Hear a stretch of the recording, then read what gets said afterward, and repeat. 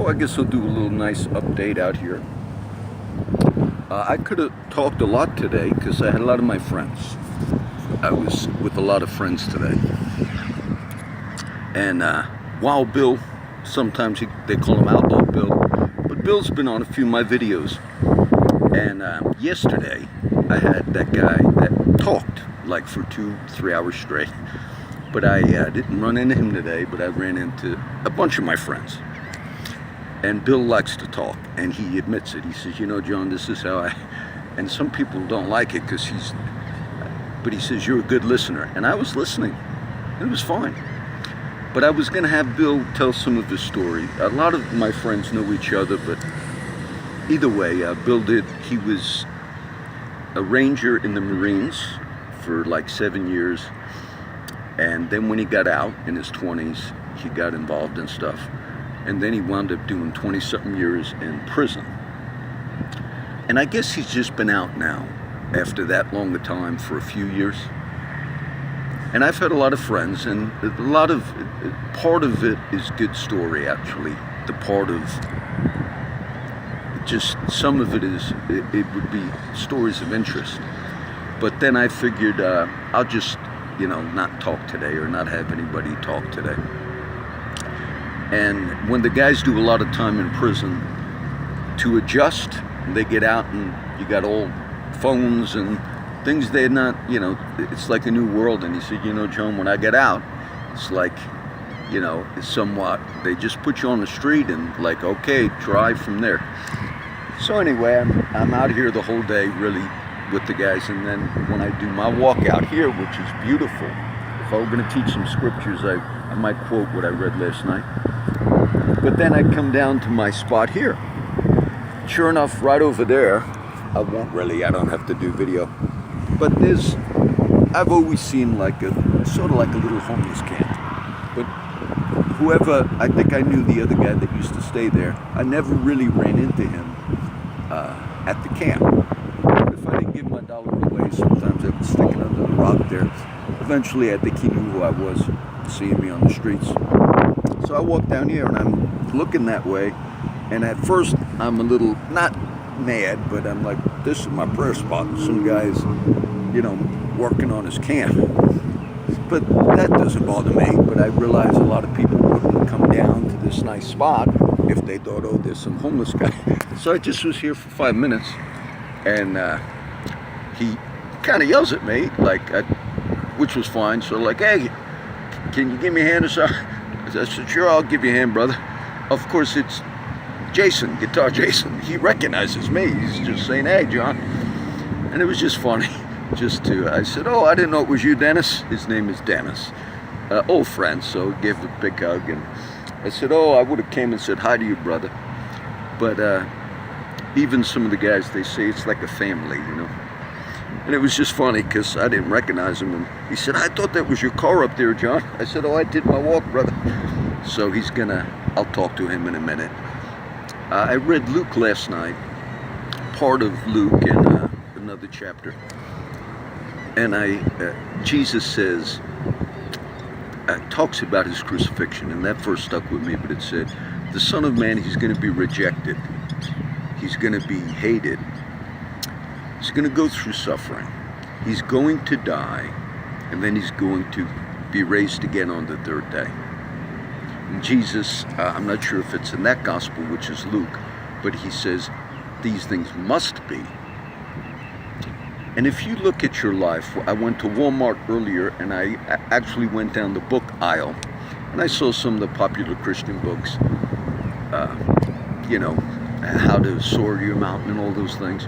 And I just had a quick thought. I didn't make a video. It's the first one today. But I had a quick thought. I said, I wonder if that was a title of a book.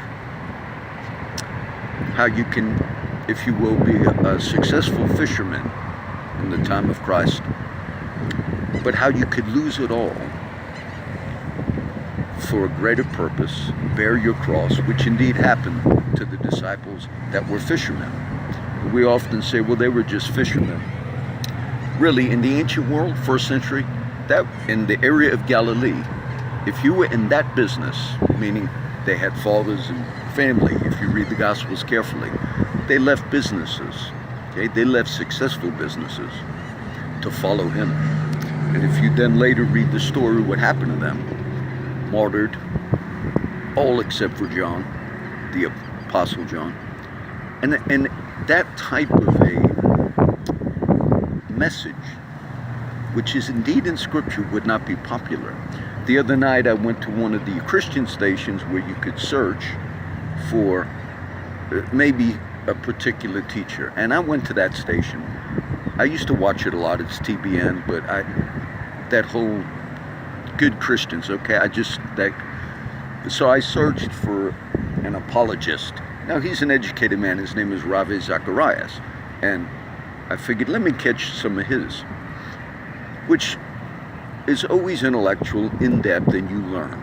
Okay, it's really high-level stuff that when you, and all of the videos on TBN, it showed the amount of views, and everyone said 0.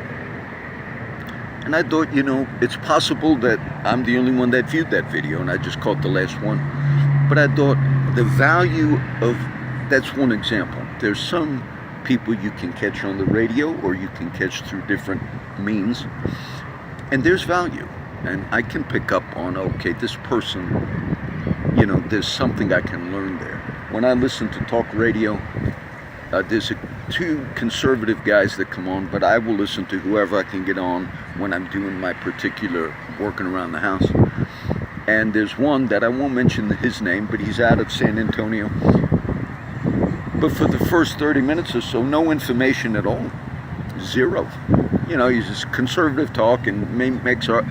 And I said, no, I need to, if you're a conservative. Then I caught another one who's somewhat of an intellectual. I'm familiar with that guy, but he was on the other station. I said, even if I don't agree with your viewpoints, whether you're liberal or conservative, but if you are educated, or if you have something of value to give, then it's worth it. And I know sometimes I ramble and talk, but I try to focus on the more quality teaching videos when I'm resharing things. And so those would just be a few thoughts. That scripture from, I won't add it, I'm going to upload this right now and then post it in a little bit to YouTube. But that was the scripture Jesus said, and these things must happen. These things have to happen. And we sometimes spiritualize the third day. I taught Hebrews recently, and the Sabbath, the writer to the Hebrews, if you will, speaks it as the day of grace. I recently taught that. It might have been the one I uploaded today, the teaching video. But the third day really is that day. The Son of Man, he's going to be rejected. He's going to be hated. He's going to go through all that. He's going to die. Then on the third day, he'll rise again. And I would just say that you could look at that as a process of life. That might not be a book that would sell, or maybe it would be a video from Jesus himself that would maybe get 0 views because of where we live and how we are in our present day. So I'll shut this. I wouldn't have done it. It was just interesting. I didn't know that was my friend Guitar Jason over there. And then he was like, hey, it's an interesting family. God bless everybody.